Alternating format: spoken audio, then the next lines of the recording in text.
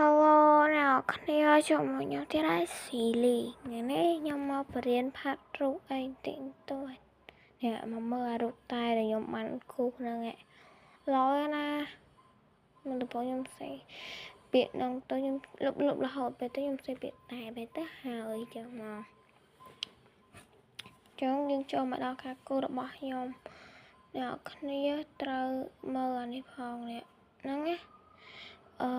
មើលហ្នឹងដូចខ្ញុំមកហើយយើងយកគូសផ្ទៃកន្លាសិនមិនទៅបងខ្ញុំអត់យកអាពួកហ្នឹងតែខ្ញុំមកយកធ្វើអារបៀបធ្វើមុងការវិញការច្រឡំនិយាយខុសរហូតចឹងបើ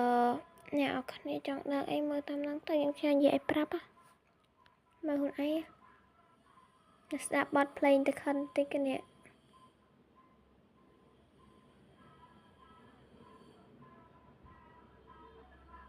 ស្ដាប់ប៉ុណ្ណឹងបាននៅ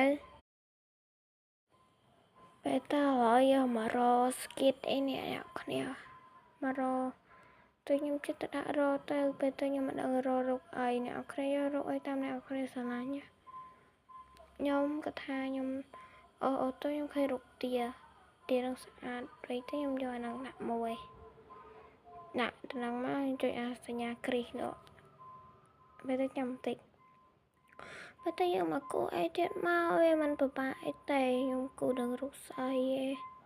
តិចទៀតដល់ឲ្យពេលទៅយើងយកអាស្គីតវាមានស្មើនៅខាងក្រោម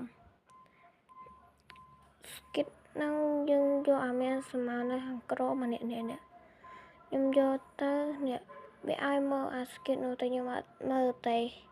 ខ្ញុំធ្វើព្រិចឲ្យវាទូចទេពេលទៅខ្ញុំគូរូបលើហ្នឹងគូរូបនឹងស្អីខ្លះនេះដាក់ចឹងមកពេលទៅខ្ញុំសេពាក្យថាស៊ីលីគឺឈ្មោះរបស់ខ្ញុំឈ្មោះរបស់ខ្ញុំមកអ្នកគ្នាឈ្មោះ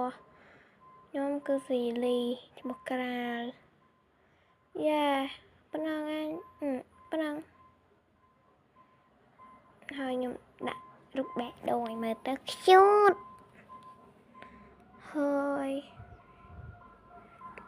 មានតែម្នាក់ឯងសោះមានតែគេមកជួយគូឯងបន្តិចស៊ីលីហើយដាក់បេះដូងខាងក្រៅចឹងមកខ្ញុំដាក់ទៅប៉ុណ្ណឹងបាយបាយ